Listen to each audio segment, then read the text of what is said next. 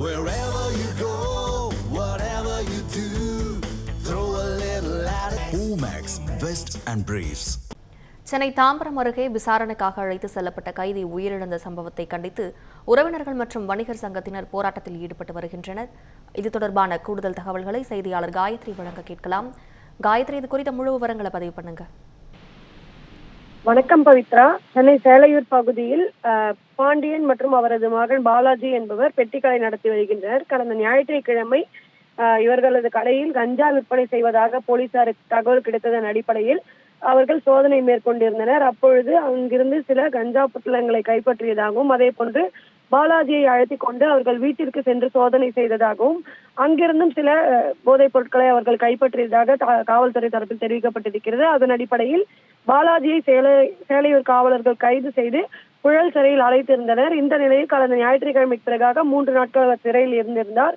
அதற்கு நேற்று முன்தினம் பாலாஜி தந்தை பாண்டியன் தரப்பிலிருந்து ஜாமீன் கோருவதற்காக வழக்கறிஞர் பாலகிருஷ்ணன் தலைமையில் புழல் சிறைக்கு சென்று பாலாஜியிடம் அந்த வக்காலத்து என்று சொல்லப்படும் விண்ணப்பத்தில் கையெழுத்து பெற்றிருந்தனர். அதன் பின்பாக அவர்கள் வந்தபொழுது நேற்று காலை பாண்டியனுக்கு சிறைத்துறை தரப்பிலிருந்து ஒரு தொலைபேசி வாயிலாக ஒரு தகவலானது தெரிவிக்கப்படுகிறது. அதன் அடிப்படையில் புழல் சிறையில் பாலாஜிக்கு உடல்நலக்குறைவு ஏற்பட்டதாகவும் ஸ்டான்லி மருத்துவமனையில் அவர் அனுமதிக்கப்பட்டிருக்கிறார் என்ற ஒரு தகவலை நேற்று காலை பாண்டியன் அவர்களுக்கு தெரிவித்திருக்கிறார்கள். அதனைத் தொடர்ந்து 12 மணி அளவில் பாலாஜி இறந்து விட்டதாக அவரது தந்தைக்கு மீண்டும் சிறைத்துறை தரப்பிலிருந்து போலீசார் தரப்பிலிருந்து தகவலானது தெரிவிக்கப்படுகிறது. அதன் பின்பாக உறவினர்களுடன் அவரது தந்தை ஸ்டான்லி மருத்துவமனை வந்திருந்து அங்கு அவருடைய மகன் உடலை வாங்க மாட்டேன் என்றும் தன்னுடைய மகன் மரணத்திற்கு நீதி வேண்டும், எவ்வாறு மரணம் நிகழ்ந்தது என்பது தொடர்பாக முழு விவரம் தனக்கு தெரிவிக்க வேண்டும் என்கிற அடிப்படையில் நேற்றைய தினம் ஒரு போராட்டத்தை ஸ்டான்லி மருத்துவமனையில் அவர்கள் அரங்கேற்றிருந்தார்கள்.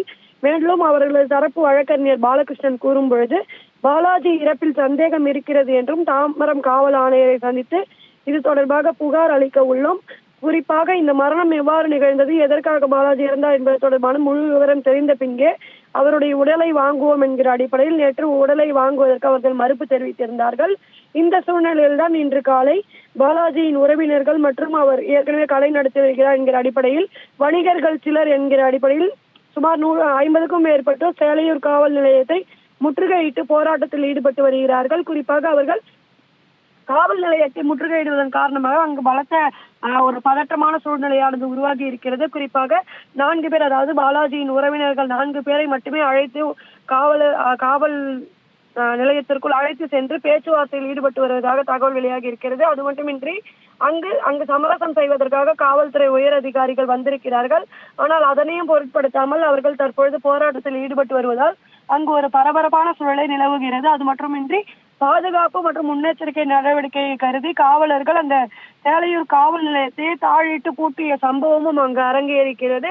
இந்த சூழ்நிலையில் தான் தற்பொழுது இந்த பாலாஜி மரணம் என்பது எவ்வாறு நிகழ்ந்தது, மேலும் இது ஒரு லாக்அப் டெத் தானா என்கிற அடிப்படையில் பல்வேறு சந்தேகங்களை எழுப்பி இருக்கிறது. இந்த சூழ்நிலையில் அவருடைய உறவினர்கள் மற்றும் வணிகர்கள் சேலையூர் காவல் நிலையத்தை முற்றுகையிட்டு வருவதால் அங்கு ஒரு பதட்டமான சூழ்நிலை நிலவி வருகிறது. பவித்ரா,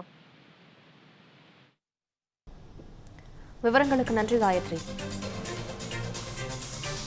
இந்த மாதிரி யூஸ்ஃபுல்லான இன்ஃபர்மேஷன்ஸை தெரிஞ்சுக்க தமிழ் ஜனம் சேனலை சப்ஸ்கிரைப் பண்ணுங்க.